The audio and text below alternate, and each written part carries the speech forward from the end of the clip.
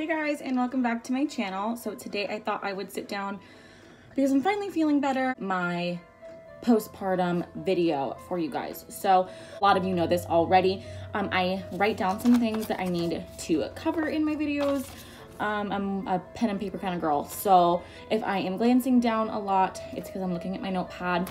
And if I'm looking over here, it's because Miss Lennon is in her swing. Quick disclaimer before this video gets started.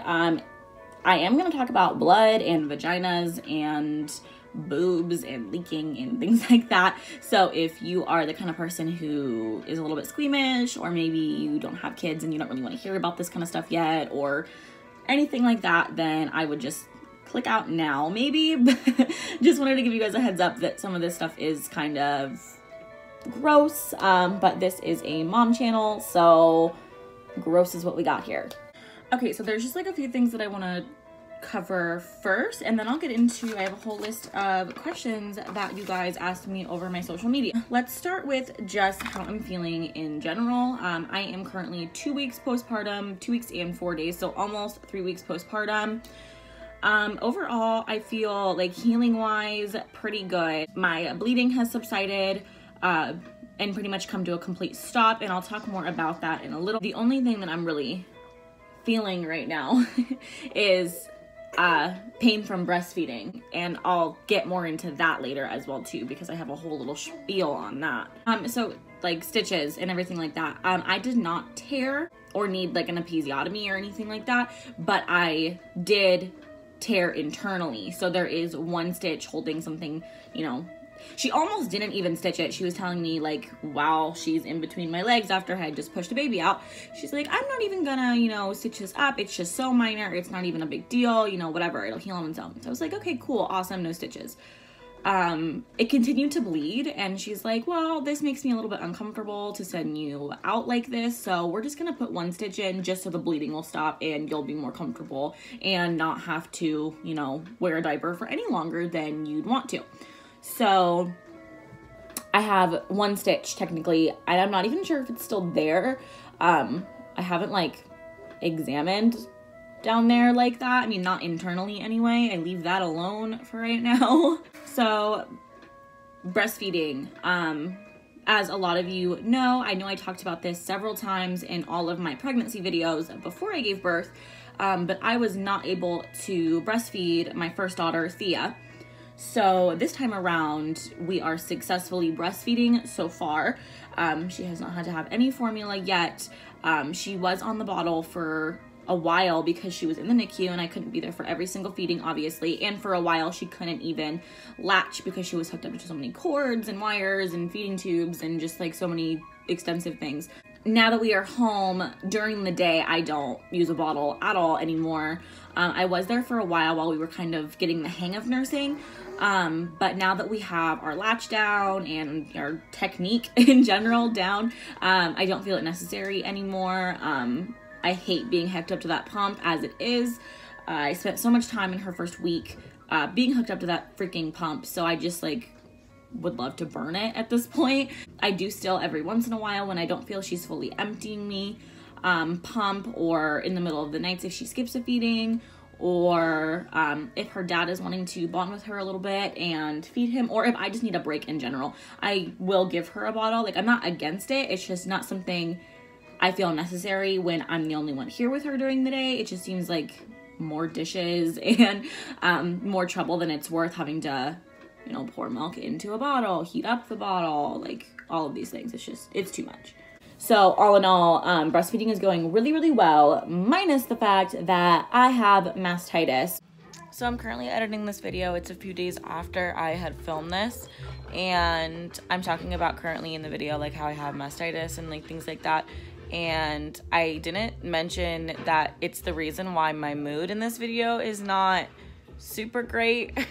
I was in a lot of pain, still experiencing a lot of the cold and flu symptoms that you get from mastitis. There's nothing wrong. I just like was not feeling good. So yeah, continue.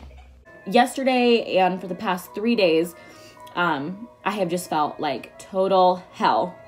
And if you don't know what mastitis is, I'll insert it somewhere on the screen, the definition of it right here. But essentially it is an infection in the breast caused by clogged milk ducts. can be really, really dangerous if it goes untreated. But I am treating it obviously with antibiotics my midwife gave me and things like that. So it's extremely painful. You get really intense inflammation and swelling on your breasts, and it's just the worst thing. I mean, I've had colds and flus and bronchitis and just like everything you can imagine I've been sick with. I have a really bad immune system, but mastitis is by far the worst illness, I guess if you would consider it that I've ever had in my entire life. Like, it is brutal. So basically I was bedridden for like 3 days because my body was just in so much pain everywhere, so sore. This infection also causes, speaking of breasts, she's waking up to feed. This infection causes cold and flu-like symptoms, like the worst cold and flu you've ever had in your entire life. Fevers, my fever got all the way up to 105 at one point. You know, cracked nipples, inflammation, body aches. I mean, like, just you name it, like, this infection causes it. It's so awful. But today I woke up and I'm actually feeling like a whole new person. I was gonna film this video yesterday, but I just could not bring myself to get out of bed yesterday. Luckily today we are doing better. The worst part, I think, about having mastitis in general made me feel really just helpless in general. I'm not the kind of person that accepts help well. I'd like to do things myself, especially since she's only 3 weeks old, and during this time we're supposed to be getting on kind of like a routine and with Thea and kind of just figuring things out, and we just haven't been able to do that yet because of her being in NICU and then me getting sick like this, and just so many things have just thrown us off of kind of finding our rhythm as a new family. So I'm really thankful to be better and to be able to take care of my kids on my own and take care of my house on my own, take care of my husband on my own without having to rely on my mom or my dad or anyone else to kind of watch Thea for me or let me nap or anything like that. So I am really thankful to be feeling better finally. I still have 7 more days of antibiotics, and I will be taking all of those so that this doesn't happen again anytime soon. At least it can reoccur, but I don't want this to come back in a couple of days because I didn't finish my medicine. So yeah, that's kind of the boob update. So weight loss, I'm gonna dive into this before I get into like the deeper stuff. So my postpartum weight loss has been absolutely insane, and I think it is because I'm breastfeeding and the fact that I really didn't gain all that much this pregnancy. I gained 55 pounds with Thea, and I only lost like 10 of it after I gave birth to her. And it was really, really hard to get down to a place where I was like relatively happy. This time around, I only gained 18 pounds. It's gone. I mean, it's completely gone. It's freaking just like the most insane thing to me in the entire universe. Currently, 128, and I'll do like a stomach shot real quick before she wakes up. So these aren't all stretch marks, they're from my pants too. I'll keep them unbuttoned like for the remainder of this video so that this clears up and I can show you my stretch marks.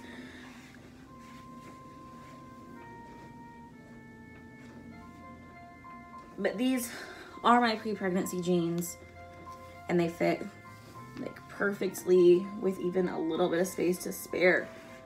So yeah, really happy about that.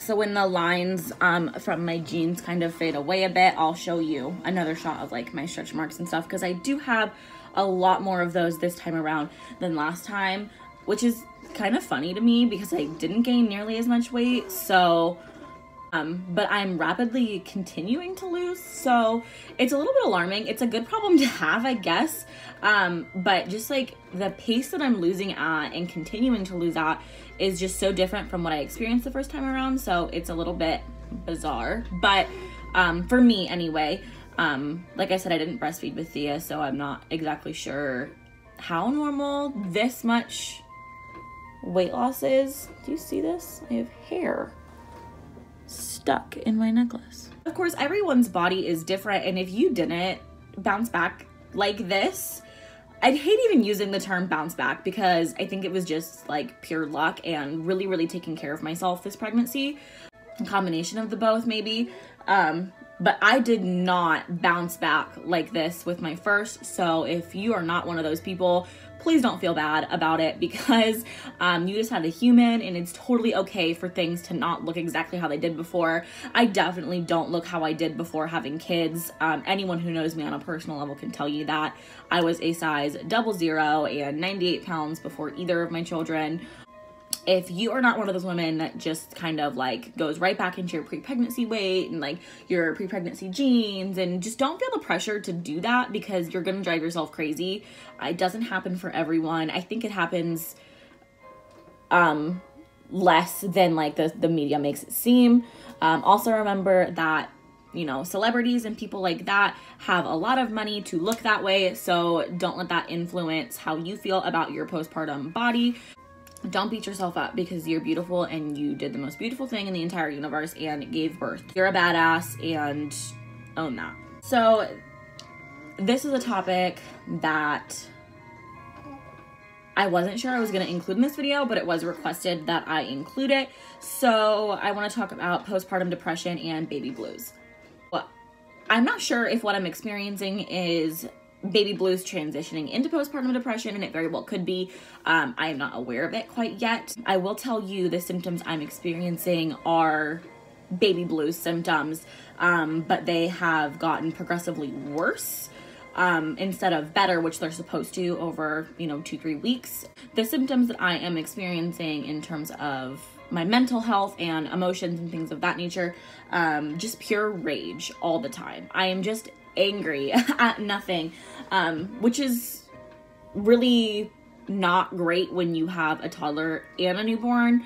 I think maybe it would be easier to deal with if you just had one small baby who doesn't do much, but my toddler is at an age where she's really trying me all the time, so it's really hard not to lose my cool. I've been dealing with that a lot lately, on top of the rage on Thea. Not that I'm like, you know, screaming at her all hours of the day or anything. I really just have to like remove myself from situations a lot more often than I was having to before.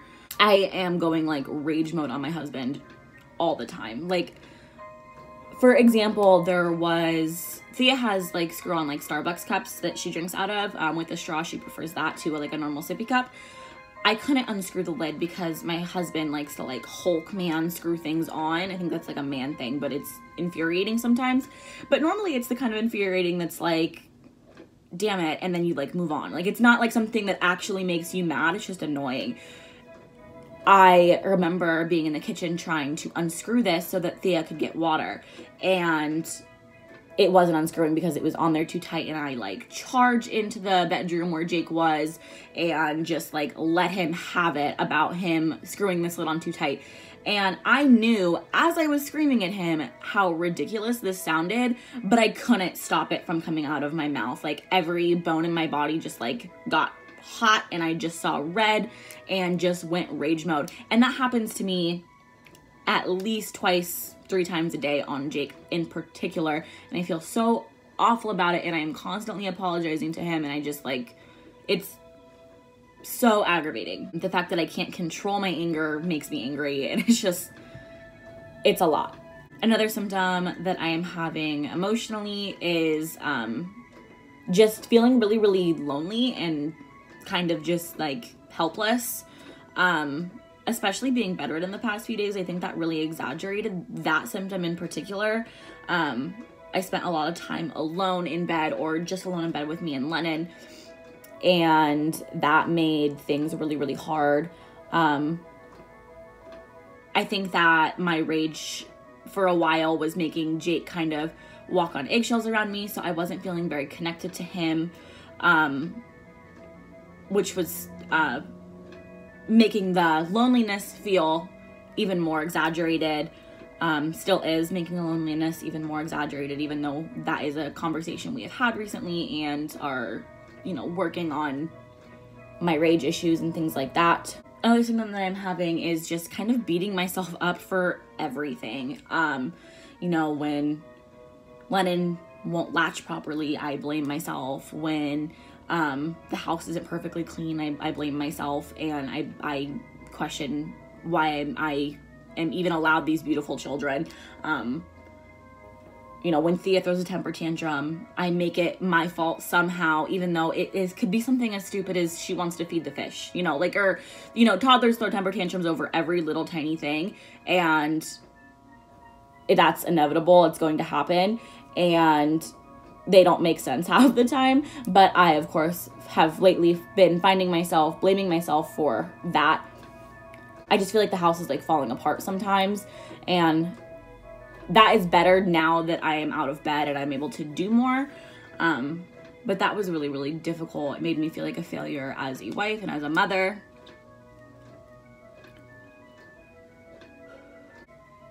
Other than that, I think the last one probably would just be intense guilt for not being able to spend more time with Thea because of being so sick. Guilt for being mad at my husband all the time for no reason. Not being able to do housework and just like things that I think I'm supposed to do as a wife, even though I just had a baby a few weeks ago and I'm dealing with mastitis and all of these things, and just really beating myself up and just making myself go crazy with guilt and anxiety and all of these things. So those are just some of like the major feelings that I've been having lately, and I know that all of those are symptoms of the baby blues, but one of the main signs of postpartum depression is it lasting longer than 2 to 3 weeks. And I am at 3 weeks and it still has not gone away. Some of those symptoms are better today now that I am out of bed and don't feel as helpless and all that. So we'll see if it gets better. If not, I will be talking to my midwife at my next appointment, which is in a few weeks. So let's move on. But as you can see, I do have quite a bit of stretch marks, like right in here and down here. All of these, which you can't really see that well, are pretty white, and those are from Thea. That kind of got more stretched out with Lennon, but these ones are all new from Lennon. I also have a couple on my sides, but mainly it's just these ones, and they really aren't like that bad. The next thing I am going to go into is the questions that you guys actually asked me on my social media, and questions I've gotten from like friends and family members and things like that. So I'm just gonna go down the list. These are in no particular special order. So yeah, this question says, how has Len been adjusting to life outside of the NICU? So that first few days after we got her home, we really had to make kind of a lot of adjustments around here, because I think it was a bit of a shell shock for her to go from being in so much chaos 24/7 and babies crying and monitors going off and parents and all of these things 24/7 to being kind of just in a more calm and, you know, mellow environment. So we did have to play like a lot of white noise for her and a lot of music and keeping the TV on, and Thea and her noises definitely helped, I think, with the noise transition. In the middle of the night, we had to still have to play some kind of lullaby or music or have the TV on or something like that in order for her to feel comfortable enough to sleep. We also have to keep her pretty bundled and swaddled, or at least, you know, held or something pretty much all the time, because she was so used to being in her little nest that they made for her in her bed in the NICU, which is basically just rolled up receiving blankets all the way around her. So she sits in there's a little nest basically, which makes her feel really, really secure, which, by the way, is not safe to do at home, but since she was on so many monitors and under constant supervision in the NICU, it was totally fine for there. But overall, I think she's adjusted really well. I think besides the noise, the hardest transition for her was probably going from being constantly bottle fed to nursed. I think that was just a learning experience for both of us. And I think, you know, she's pretty well adjusted now, but I think those first few days were probably pretty hard on her. So the next question, which I think is a really good question, is, did the NICU affect your breastfeeding journey? And at first, absolutely yes. Especially in the NICU, the first few times they let me try and latch her, it was impossible. and honestly just so discouraging. And it really made me feel like I wasn't going to be able to do this.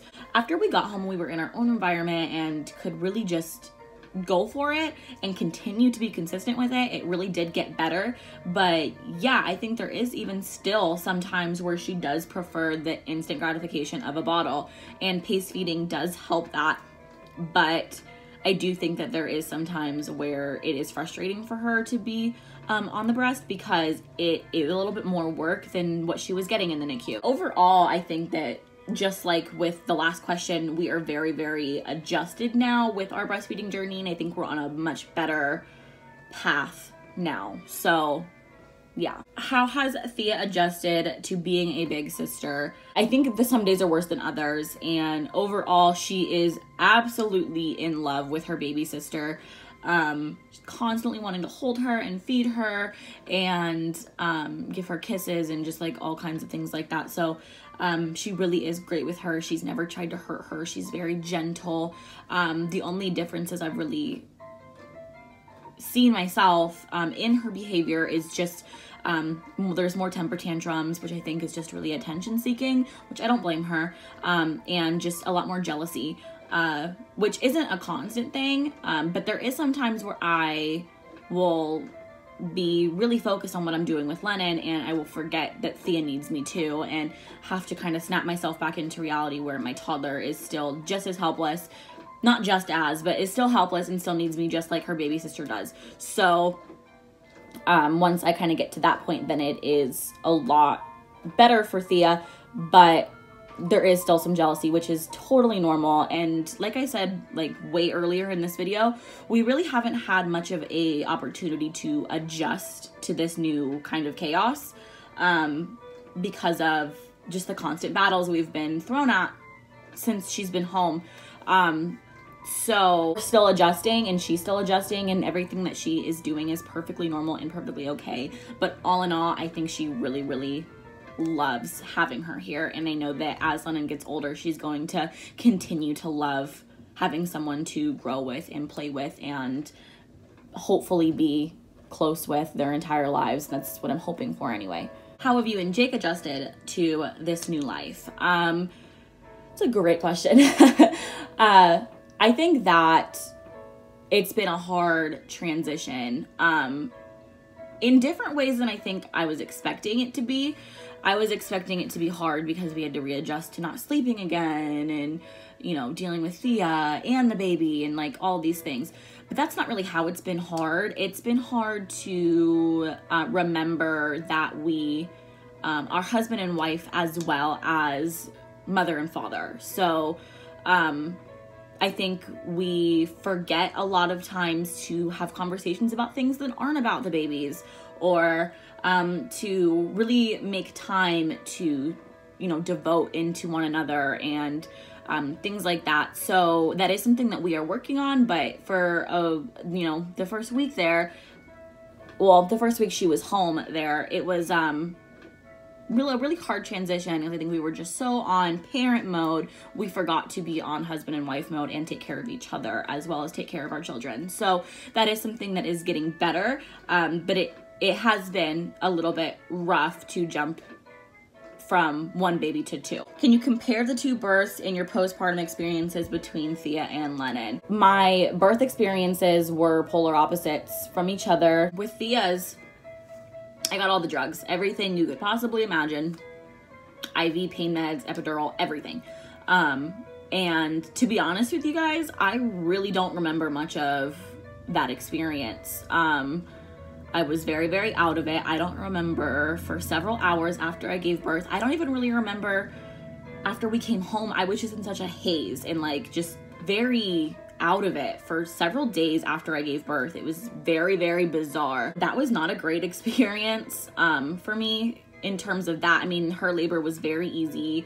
We got to take her home the next day. She was very healthy, all of that. But for like my mental headspace, it was just not very enjoyable. Whereas with Lennon, I went unmedicated. So I had a very clear head the entire time. I could walk around during my labor to help progress things naturally. Bounce on my ball. I was allowed to eat this time around, which really helped with my pain management. I was allowed to drink water, which really helped with just everything in general. I got out of bed 30-45 minutes after I gave birth to walk down to the NICU. In terms of my actual labor experience with Lennon, it was extremely more enjoyable, but of course I couldn't take her home the day after like I could with Thea. So in that aspect, I guess I probably would have taken the first over the second. That's like the biggest differences. I also only pushed for about 15 minutes with Lennon, and I think that had something to do with the fact that I wasn't completely numb and I wasn't super out of it and loopy and exhausted, because I did get to sleep the night before. This labor was a lot faster. I went into the hospital at like 9:30 at night, I believe it was, and then gave birth at 11:25 the next day. So it was a lot faster. Thea, I was in labor for like 25 hours, but I also was induced with Thea. So, and then I went into labor naturally with Lennon. Whew, geez, that was kind of rambly, sorry. Number one struggles from breastfeeding. Now, currently, the main struggle that I have, it's more of an inconvenience or a nuisance, is just pouring all over everything. All the time. Like, I'll pull one boob out to feed her, and then the other one will just start spraying all over myself, all over Lennon, all over my bed, wherever I'm feeding at. It's the most annoying thing. Or if I am in the shower or something in like the hot water, I'll get out of the shower and then I'll just start leaking all over myself after I just got clean. It's just it's so annoying. I'll like wake up in the middle of the night to like just being in pools of my own breast milk. It's infuriating. Other than that, we currently aren't really having any struggles except for the mastitis. Other than that, it's a little painful to nurse right now still because of how tender my breasts are because of being sick. But other than that, I don't really think we're having any struggles anymore. Before it was, getting her to latch properly with, being in the NICU and being used to the bottles and all of that. But now it's really just the annoyance of pouring all the time. The final question is advice for moms who are about to have baby number 2. I think the most important thing is to not be so hard on yourself. I find myself feeling really, really guilty all the time for having to divide my attention between Thea and Lennon. I know that it affects Thea a lot sometimes, and she doesn't quite understand why we can't just be me and her like we were for so long. Sorry, I'm gonna get emotional. I do find myself missing her a lot right now. Missing that like one-on-one time with her. She's my best friend in the whole universe. So my number one advice to moms who are about to have baby number 2 is just to go easy on yourself. And it does get easier, especially with your toddler adjusting to things. It gets easier every single day with Thea, and eventually things won't be so hard and it'll become your new normal. I'm still waiting for it to become my new normal, but I know that it will, and that's kind of what gets me through it. Yeah, just go easy on yourself and try not to take things so seriously, and cut your toddler some slack because they're gonna go through a lot in this transition, way more than you are, and just bear with them through the temper tantrums and the chaos that they're experiencing, because they have no idea how to express those emotions yet, and they're feeling so many of them, and you had time to prepare for this new baby and your toddler didn't. So just go easy. Well, that is pretty much it for this video, guys. If you guys would like to see more postpartum updates as I go on, then let me know. I don't really know how many of these I would even do anyway.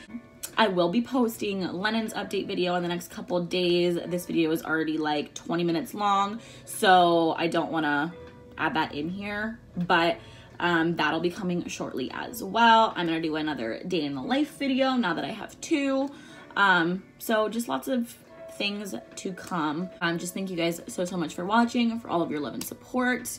And if you have any other questions that you would like me to answer about Lennon, about our new journey, then just leave them in the comment section below. And I want to hear about your guys' postpartum experiences and labor and delivery experiences. So comment down below those as well. Make sure you hit that like button if you like content like this, and the notification bell so you do not miss my weekly uploads. So I will talk to you guys next time. Mwah.